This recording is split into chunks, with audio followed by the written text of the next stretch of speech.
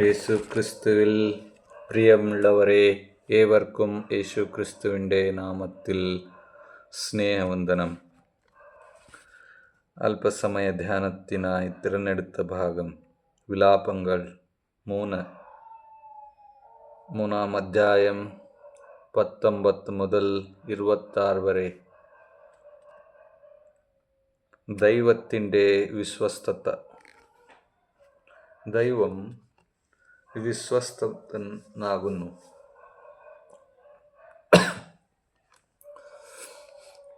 നമുക്ക് ദൈവത്തിൻ വാഗ്ദാനങ്ങൾ അറിയാം. ദൈവം വാഗ്ദാനം നൽകുന്ന ദൈവം. അവൻ തക്ക സമയത്ത് നമ്മെ കാത്തു പരിപാലിക്കുന്ന ദൈവമാണ്. അവൻ കരുണാമയിയാണ്. അവൻ്റെ വിശ്വസ്തത നമ്മെ കാത്തു പരിപാലിച്ചു.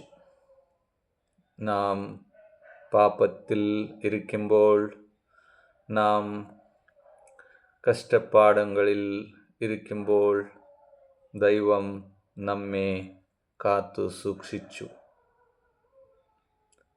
എല്ലാ വിപത്തുകളിലും എല്ലാ സങ്കടങ്ങളിലും ദൈവം നമ്മെ കാത്തു പരിപാലിച്ചു. ക്രൂശിൽ നമുക്കായി മരിച്ചു. അവൻ സജീവ യജ്ഞമായി നമുക്ക് വേണ്ടി മരിച്ച് നമുക്കായി അവൻ 3-ാം നാളത്ത് ഉയർത്തെഴുന്നേറ്റു. അതാണ് നമ്മുടെ മരണത്തിൽ അവൻ മരണിച്ചു. നമ്മെ അവൻ്റെ ഉത്ഥാനത്തിൽ, അവൻ്റെ എഴുന്നേൽപ്പിൽ നമ്മെ എഴുന്നേറ്റു. അതാണ് ദൈവത്തിൻ്റെ വിശ്വസ്തത.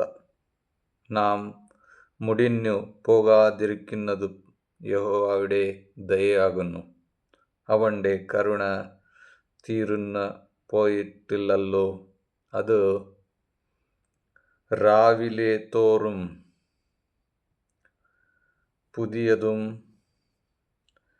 നിന്റെ വിശ്വസ്തത വലിയതും ആകുന്നു എന്ന് നാം വിലാപങ്ങൾ 3-ാം അധ്യായം 22 മുതൽ 23 നാം വായിക്കുന്നു. യഹോവ ആ വിശ്വസ്തതയിൽ ഉള്ളവനാണ്. യിരെമ്യാ പ്രവാചകന്റെ ഈ വാക്കുകൾ അങ്ങേയറ്റം പ്രയാസകരമായ സമയത്ത് എഴുതപ്പെട്ടതാണ്. ജെറുസലേം നശിക്കപ്പെട്ട ജനം പ്രവാസത്തിൽ എത്തിയ കാലത്താണ് ഈ പ്രത്യാശയുടെ വാക്കുകൾ ഉദ്ഭവിച്ചത്. ദൈവത്തിൻ്റെ വിശ്വസ്തത മനുഷ്യൻ്റെ അവിശ്വസ്തതയാൽ മാറുന്നില്ല. അവിടുത്തെ കരുണ ഒരു പ്രഭാതത്തിലും പുതുക്കപ്പെടുന്നു. പീഡനകാലത്തും ദൈവത്തിൻ്റെ സ്നേഹവും വിശ്വസ്തതയും അവസാനിക്കുന്നില്ല. ഇത് നമുക്ക് പ്രത്യാശയുടെ അടിത്തറയാണ്. ജീവിതത്തിലെ കഠിനമായ പരീക്ഷകളിൽ നിരാശയിൽ മുഴുകാതെ ദൈവത്തിൻ്റെ വിശ്വസ്തതയിൽ ആശ്രയിക്കാം. പ്രതിദിനം ദൈവത്തിൻ്റെ കരുണയും കൃപയും പുതുക്കപ്പെടുന്നതായി വിശ്വസിക്കാം. കഴിഞ്ഞകാല അനുഭവങ്ങളിൽ ദൈവത്തിൻ്റെ വിശ്വസ്തത തെളിയിക്കുന്നു. വരാനിരിക്കുന്ന കാലത്തിലും അവിടുന്ന് നമ്മോട് അപ്പം ഉണ്ടാകുമെന്ന് വിശ്വസിക്കാം. കൃതജ്ഞതയോടെ നമുക്ക് ഓരോ പുതിയ ദിനത്തെയും വരവേൽക്കാം. ദിനം തോറും ദൈവം കാത്തു സൂക്ഷിക്കുന്നത് നാം കണ്ടിരിക്കുന്നത് ആണ്. അതുകൊണ്ട് ആ ഒരു വിശ്വസ്തതയിൽ നാം മുമ്പോട്ട് പോകണം. ദൈവം വിശ്വസ്തനാണ്. അവൻ നമുക്ക് വേണ്ടി എല്ലാം ചെയ്യും. എല്ലാവർക്കും അവൻ നന്നായിട്ട് ചെയ്യും.